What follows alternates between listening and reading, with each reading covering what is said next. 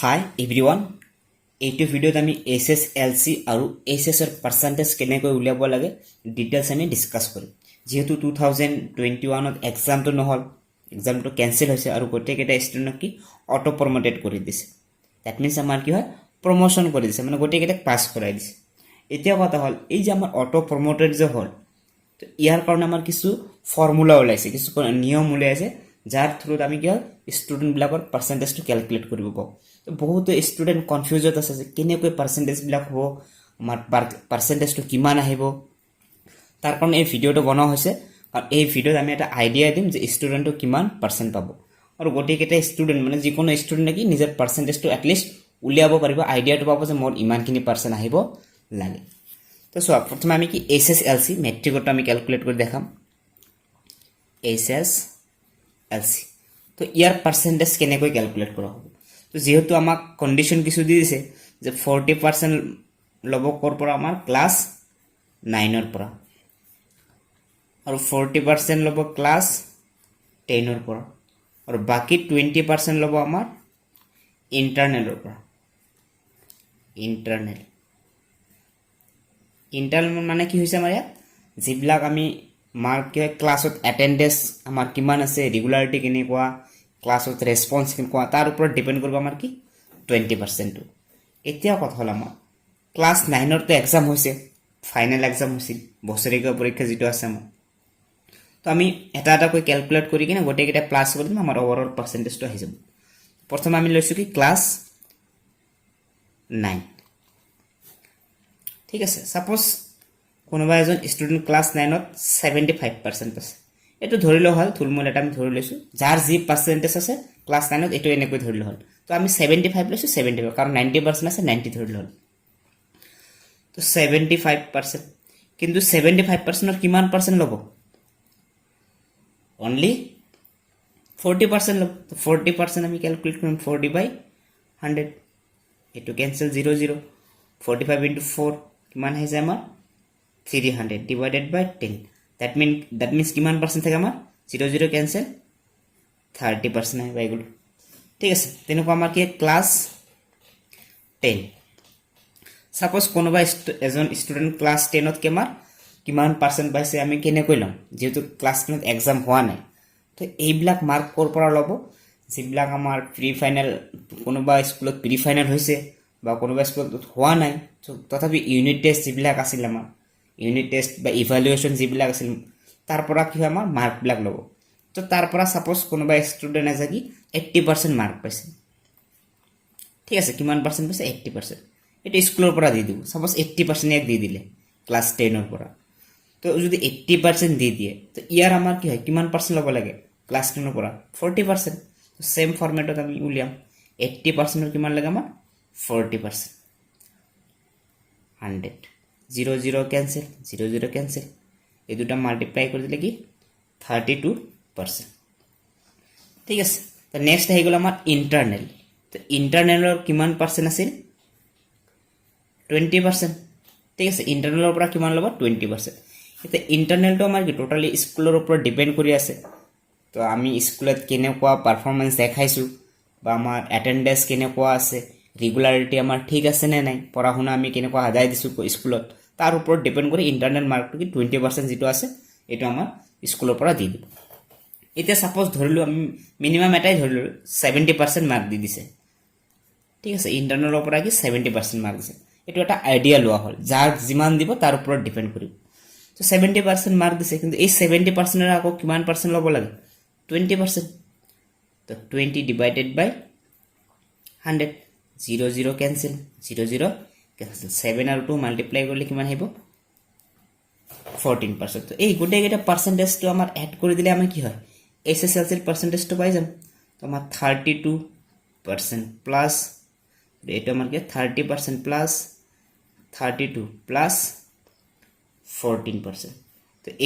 এই তিনটা প্লাস কৰি দিলে পাৰ্সেন্ট আমাৰ কি হ'ব 62 আৰু 14 কি হয় 76% আহি গ'ল এইটো জাস্ট এটা থুলমূল আইডিয়া লোৱা হল যাৰ যিমান পাৰ্সেন্টেজ আছে যদি ক্লাস 9 ত বেছি থাকে পাৰ্সেন্টেজটো তাৰ পাৰ্সেন্টেজটো বাঢ়িব আৰু ক্লাস 10 ক যদি কাৰোবাক 80 ৰ ওপৰত পাৰ্সেন্টেজটো দি দিয়ে জনে বেছি ভাল কৈ পৰিছে তাক পাৰ্সেন্টেজটো অটোমেটিকলি অবভিয়াছলি বেছি দি দিব, তাৰ কাৰণে আমাৰ কি হয় মাৰ্কটো বেছি আহিব আৰু ইণ্টাৰনেল মাৰ্কটো আকৌ কি বেছি দিয়া হ'ব। তো এইটো জাষ্ট এটা ফৰ্মুলা দিয়া হ'ল, এনেকৈ পাৰ্চেণ্টেজবিলাক কেলকুলেট কৰা হ'ব আৰু আইডিয়াটো দিয়া হ'ল যে কাৰ কিমান পাৰ্চেণ্টেজ আছে নিজে নিজে ঘৰত উলিয়াব পাৰিব। ঠিক আছে, তো নেক্সট আমি যাওঁ কি ফৰ ক্লাছ 12, দ্যাট মিনছ আমাৰ এইচএছৰ কাৰণে। এইখিনি হ'ল আমাৰ কি এইচএছ আছে মেট্ৰিকৰ কাৰণে। তো এইচএছৰ কাৰণে আমি কেনেকৈ কেলকুলেট কৰিম? এইচএছ ফৰ সায়েন্স, সাপোজ আমি সায়েন্সৰ কাৰণে উলিয়াই আছোঁ।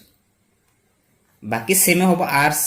কমাৰ্চ, যাৰ যিটো আছে সায়েন্সত প্ৰেক্টিকেল আছে এইটো দি আছোঁ আমি। তো সায়েন্সত আমাৰ কণ্ডিশ্যনবিলাক কি আছিল যে সায়েন্সত কি হ'ব আমাৰ 50% মাৰ্কছ ল'ব কি ক্লাছ 10ৰ পৰা, 50% ফ্ৰম ক্লাছ 10। বাকি 30% ল'ব আমাৰ কি প্ৰেক্টিকেলৰ পৰা, 80% গুচি গ'ল। 10% ল'ব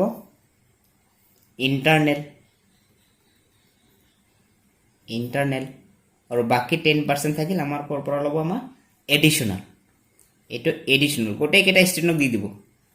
এডিশ্যনেল টু অল ষ্টুডেণ্ট এই 10%। তো এই 10% উইদাউট আমাৰ পাৰফৰ্মেঞ্চ আমি পাই যাম। চবে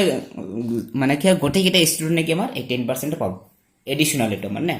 এতিয়া চোৱা 50, 30, 80, 90, 100, ঠিক আছে 100% আমাৰ হৈ গ'ল। তো এইকেইটাৰ ভিতৰত আমাক কেলকুলেট কৰিব লাগে। এতিয়া চাওঁ আমি ক্লাছ 10ত কাৰ কিমান পাৰ্চেণ্টেজ আছিল তাৰ ওপৰত ডিপেণ্ড কৰি আমাৰ কি হয় পাৰ্চেণ্টেজটো হৈ যাব। এতিয়া চাওঁ আমাৰ এজন ষ্টুডেণ্টৰ ছাপ'জ ক্লাছ 10ত পাৰ্চেণ্টেজটো আছিল কি ছাপ'জ ধৰি লৈছোঁ মই কি 85, যাৰ যিমান আছে তেনেকৈ লিখিলে হ'ল। কাৰণ ক্লাছ 10তো এক্সাম দিছে নে, কাৰণ যিবিলাক এইবাৰ ছেকেণ্ড ইয়াৰ দিলেহেঁতেন সিহঁতৰ ক্লাছ 10ৰ এক্সাম হৈছে। যাৰ যিটো পাৰ্চেণ্টেজ আছে ছাপ'জ 85% পাইছে ক্লাছ 10, তো 85ত কিমান পাৰ্চেণ্ট ল'ব লাগে 50%। তো আমি ছেম ৱেত কেলকুলেট কৰিম 85 ইনটু 50/100, ঠিক আছে। তো 0 0 আমি কাটিলোঁ, এইটো মাল্টিপ্লাই কৰি দিলেহে আমাৰ কি 4 to 5, তলত থাকিল 10, তো কিমান আহি যাব আমাৰ 42.5%। মানে কোনোবা ষ্টুডেণ্ট যদি 85 পাইছে তো ইয়াৰ আধা হ'ব 50%, 42.5। নেক্সট আমাৰ আছে কি প্ৰেক্টিকেলৰ। এতিয়া চোৱা প্ৰেক্টিকেলত আমাৰ কিমান পাৰ্চেণ্ট আছে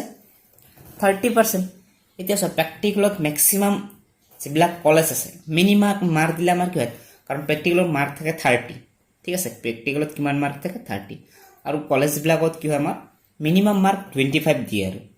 তো 25, 26, 27, 30, 28, 29 ইভেন কি 30ও দিয়া হয় কিছু ষ্টুডেণ্টক। তো ছাপ'জ এইটো আমি ধৰি লৈছোঁ কি আমাৰ 25 to 30%, ঠিক আছে। তো চোৱা আমি 30% মেক্সিমাম হৈ গ'ল আমাৰ। যিবিলাক কলেজত টপাৰ হয় ৰোল নম্বৰ 1, 2 যিবিলাক আছে ষ্টেণ্ড কৰাৰ পজিশ্যন থাকে তাক 30 দিয়া হয়, মানে ভাল ৰিজাল্ট কৰাৰ যিটো চান্স থাকে তাক 30% দিয়া হয়। তো আমি 25 নল'লোঁ, ছাপ'জ 30 লোৱা নহ'ল, আমি ইয়াৰ মাঝামাঝি এটা পাৰ্চেণ্টেজ লৈ লওঁ, ছাপ'জ কি 27% দি দিছে, ঠিক আছে। কাৰণ প্ৰেক্টিকেলত বহুত ভাল মাৰ্ক দিয়ে, যাৰ কাৰণে এটা আমাৰ কেলকুলেট কৰাৰ দৰকাৰ নাই। আমি 27%, কিছুমান ষ্টুডেণ্টক 100% দি দিয়ে, 100% দিল মানে কি 30ৰ ভিতৰত 30, আমাৰ কি হয় 27% লৈছোঁ, ঠিক আছে। এতিয়া চাওঁ আমাৰ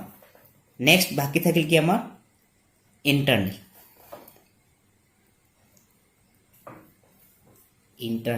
তো ইণ্টাৰনেলটো ডিপেণ্ড কৰিব আমাৰ কলেজৰ পাৰফৰ্মেঞ্চৰ ওপৰত, আমি কেনেকুৱা ক্লাছ কৰিছোঁ বা আমাৰ ৰেগুলাৰিটি কেনেকুৱা আছিল,